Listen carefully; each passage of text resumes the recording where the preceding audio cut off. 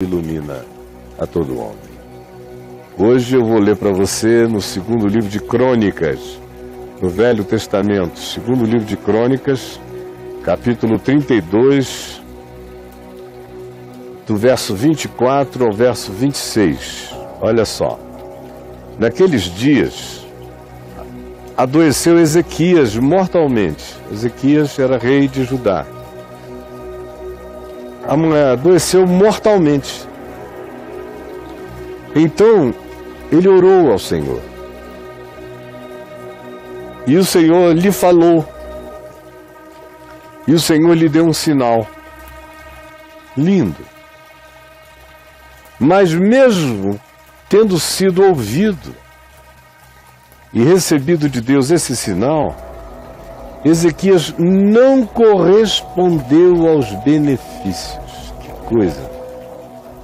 Não correspondeu aos benefícios que lhe foram feitos. Ezequias não correspondeu aos benefícios que lhe foram feitos, pois o seu coração se exaltou, pelo que houve ira contra ele nos céus. Ele provocou ira em anjos. Ezequias, porém, se humilhou por ter se exaltado o seu coração. Ele e os habitantes de Jerusalém, então a ira não veio contra eles naqueles dias, mas ficou nesse armazém de juízos, de memórias, aguardando dias futuros, quando o mesmo espírito, o mesmo tipo de coração, haveria de provocar o lençol dentro do qual essa ira se guardava. E ele se rompeu na geração seguinte, com o filho de Ezequias, chamado Manassés. Você prestou atenção na leitura? Que diz que Ezequias adoeceu mortalmente, mas o Senhor falou com ele e lhe deu um sinal. E aí se diz que o coração dele, todavia, não correspondeu aos benefícios que lhe foram feitos. Que contexto é esse? O que aconteceu com esse homem mesmo? Para você ver o peso e a gravidade. O início aqui do capítulo 32 de 2 Crônicas diz que o rei Senaqueribe veio, era um rei assírio poderosíssimo. Quem conhece história, arqueologia, cada vez sabe mais do Senaqueribe. Ele está sendo cada vez mais descoberto, desenterrado. Foi um reinado poderoso, um império fortíssimo. E ele era rei da Síria. Ele veio, tomou todas as fortalezas de Israel e de Judá, apoderou-se de tudo e cercou Jerusalém, tapou as fontes de água, todas as entradas de alimentos, sitiou a cidade e começou a matar o povo de sede e de fome. O povo morrendo lá dentro. Aquela angústia, e Senaqueribe do lado de fora, com um exército de milhares e milhares e milhares e milhares. Não eram poucos milhares, eram muitos milhares. E então Senaqueribe afrontou a Ezequias, afrontou ao Senhor, afrontou todo o povo de Deus, porque mandou mensageiros dizendo: em que confiais? Por que vocês deixaram Jerusalém ficar sitiada? É só se renderem a mim. Esse Ezequias, reizinho de vocês, está empurrando vocês para morrerem de sede na minha mão. E o Deus de vocês não vai livrar vocês de mim. E o Senaqueribe desancou com uma arrogância extraordinária. Qualquer que fosse a palavra e promessa de livramento que o Senhor trouxera e já tinha trazido através do profeta Zacarias. É só você ler.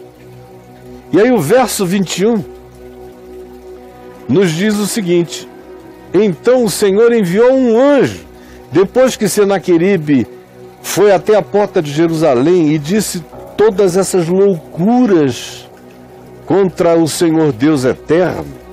Se diz, então o Senhor enviou um anjo que destruiu a todos os homens valentes do exército de Senaqueribe.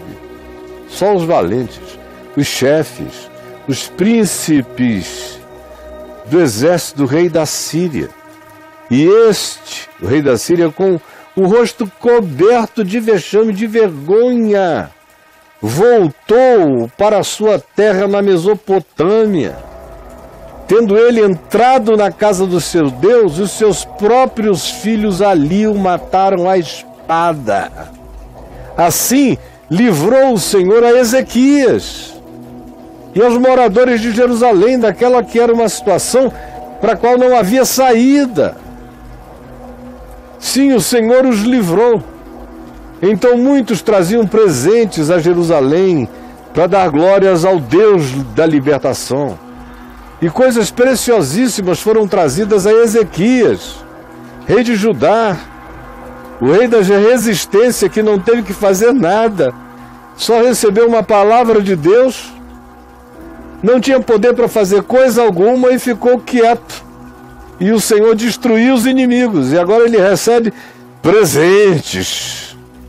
E aí de tal modo se diz, então, o coração de Ezequias foi enaltecido à vista de todas as nações.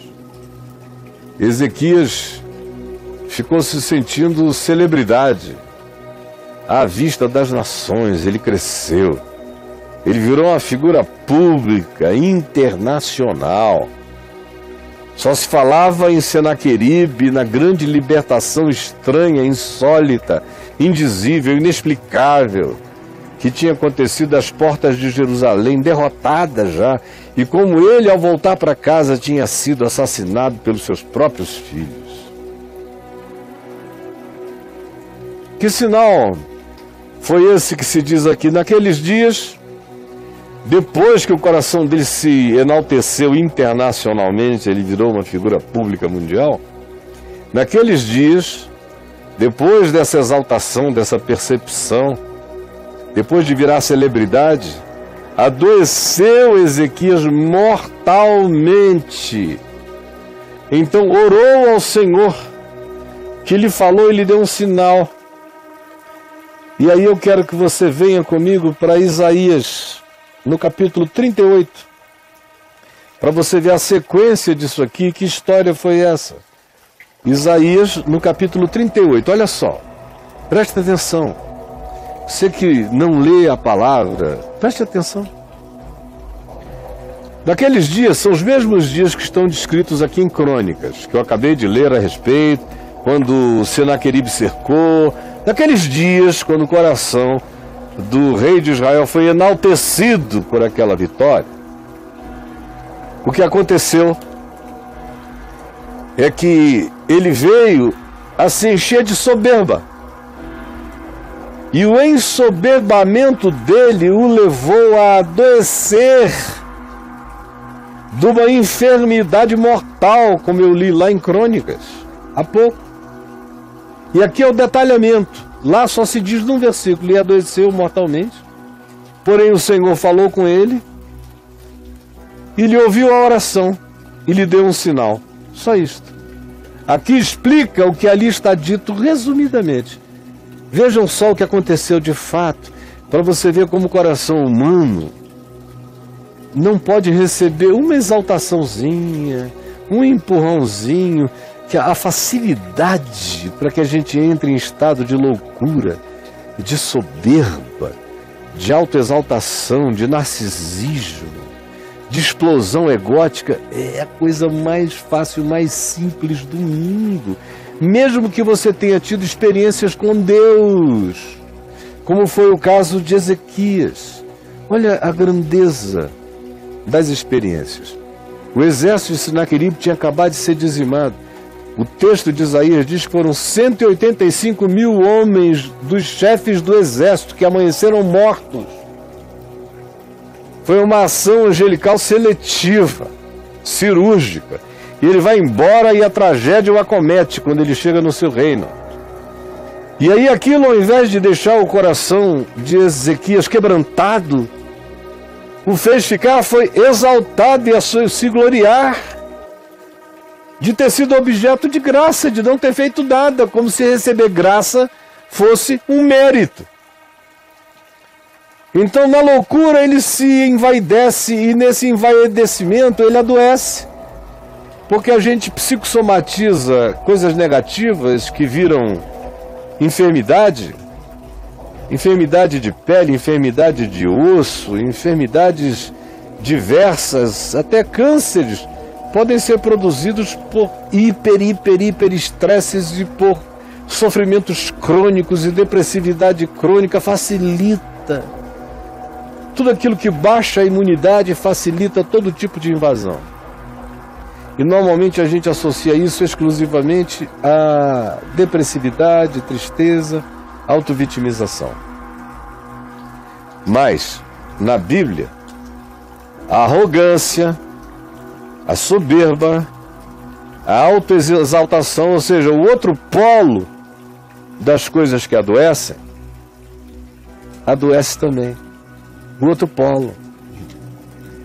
A gente diz, como que o outro polo de exaltação, soberba, de confiança, de glória pessoal pode adoecer alguém? É claro que pode. O que mantém o nosso equilíbrio não é nenhum dos polos ou da depressividade mental ou da exaltação histriônica e histérica da mente. Todo excesso adoece. E aí aqui ele se excede na soberba, na glória. Ele se luciferianiza sutilmente no seu coração. E então adoeceu de uma enfermidade mortal. Então veio ter com ele o profeta Isaías e lhe disse: assim diz o Senhor, põe em ordem a tua casa, porque morrerás e não viverás. Então virou Ezequias o rosto para a parede e orou ao Senhor e disse: lembra-te, Senhor, peço-te, de que andei diante de ti com fidelidade.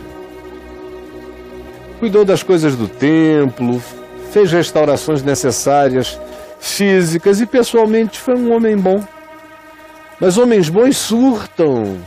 E quando homens bons surtam, a disciplina vem sobre eles para aproveitamento, para cura. Lembra-te de que andei diante de ti com fidelidade, com inteireza de coração, e fiz o que era reto aos teus olhos, e chorou então muitíssimo, muitíssimo, muitíssimo. Então veio a palavra do Senhor a Isaías e disse: vai e diz a Ezequias, assim diz o Senhor, o Deus dos teus pais, o Deus de Davi. Ouvi a tua oração e vi as tuas lágrimas sinceras. Acrescentarei, pois, aos teus dias mais 15 anos. Tu não morrerás agora, tu terás mais 15 anos de vida. Livrar-te-ei das mãos do rei da Síria, dos teus inimigos, e ser-te-á isto da parte do Senhor como um sinal de que Ele cumprirá esta palavra que te falou. Eis que farei retroceder 10 graus a sombra lançada pelo sol declinante no relógio de Acais. E Ezequias foi para lá com Isaías e ficaram olhando o relógio. E o relógio de sombra, voltou estranha e insolitamente 10 graus. Assim retrocedeu o sol 10 graus, que já havia declinado. E então, diante disso tudo, Ezequias cantou. Depois de ter estado doente, de ter sido curado, ele cantou e disse: presta atenção, presta atenção. Em pleno vigor de meus dias, hei de entrar nas portas do além, roubado estou do resto dos meus anos. Eu disse: já não verei o Senhor na terra dos viventes. jamais verei homem algum entre os moradores do mundo, pois vou morrer. A minha habitação foi arrancada e removida para longe de mim, como a tenda de um pastor. Tu, como tecelão, me cortarás a vida da urdidura, do dia para a noite darás cabo de mim. Assim ouvi a tua palavra que me disse, tu morrerás. Eu espero com paciência até a madrugada, meu Deus. Mas ele, como leão, me quebrou todos os ossos. Do dia para a noite darás cabo de mim? Sim, parece que darás. Ai, Deus, como andorinha ou grou, assim chilreava eu no meu lamento, no meu gemido, sim, gemia como uma pomba. Os meus olhos se cansavam de olhar para cima, de esperar socorro. Ó Senhor, ando oprimido. Responde tu por mim, tem compaixão. Que direi? Como prometeu, assim me fez.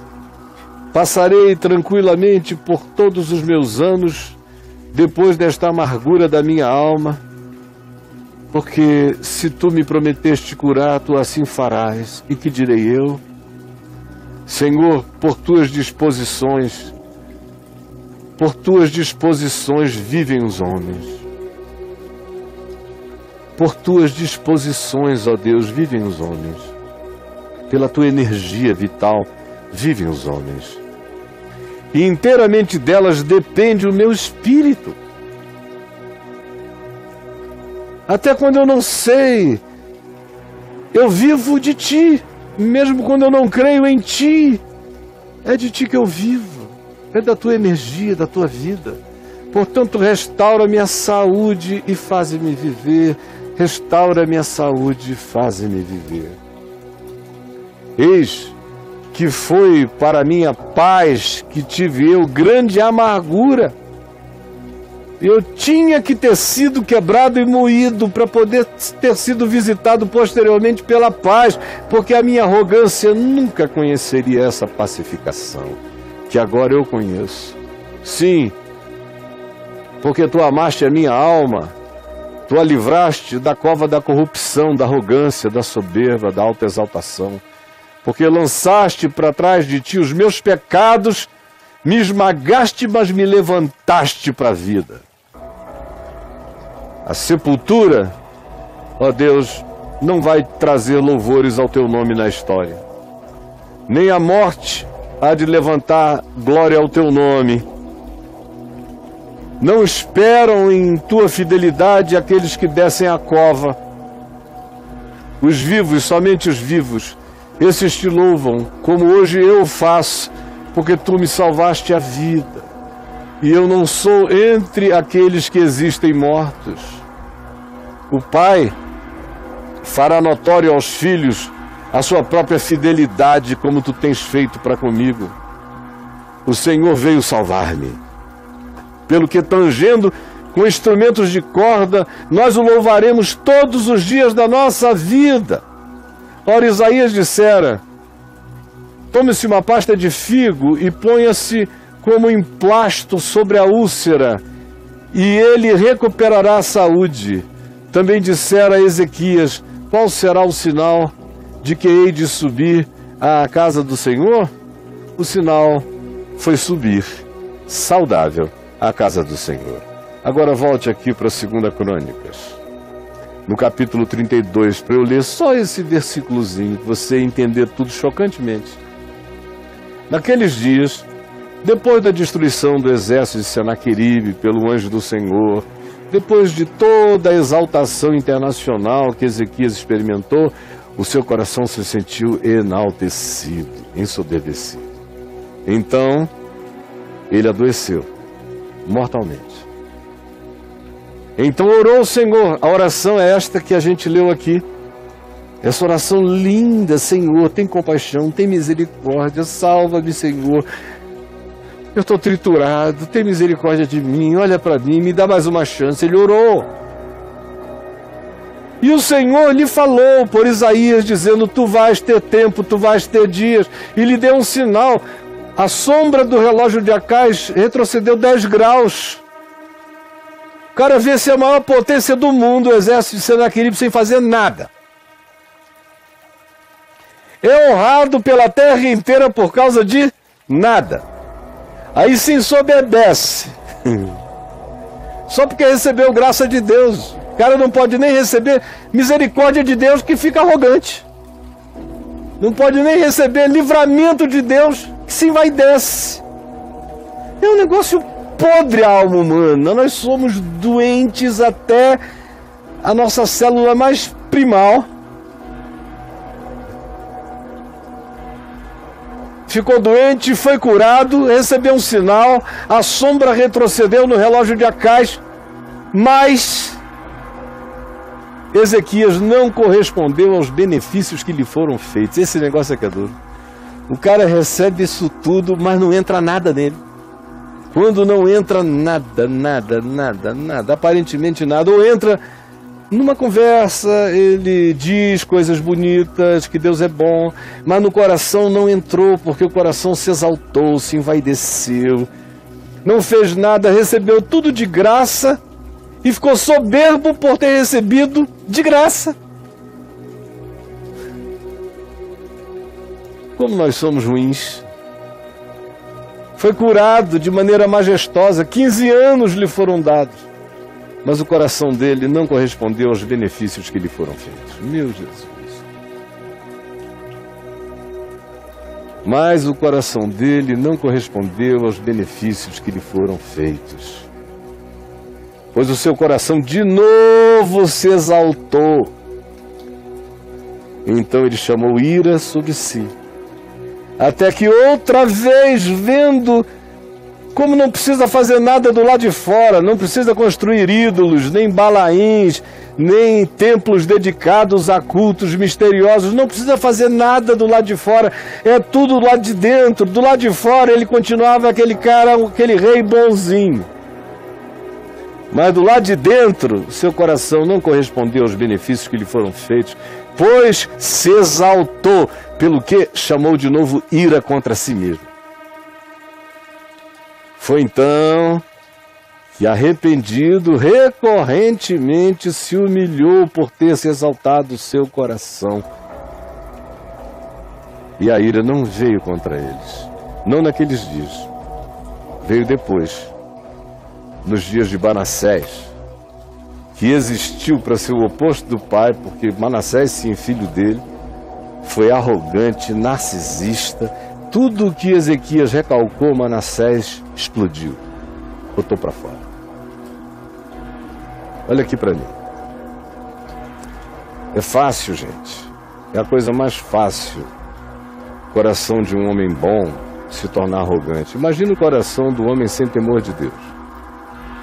Aí ele é pura arrogância, é pura vaidade, é pura ostentação, é pura insanidade. Vaidade é insanidade, porque é um salto para além da realidade. Toda vaidade é insana. Toda soberba é pura loucura e insanidade. Então ele mergulhou na loucura a ponto de que o Velho Testamento e o Novo também às vezes usam a palavra loucura como sinônimo de insensatez. Loucura e insensatez, vaidade e loucura. Na sabedoria bíblica, todas essas coisas são sinônimas e matam. No caso da psicossomatização do depressivo, ele introjeta tanto a dor e o sofrimento que isso o mata de dentro para fora.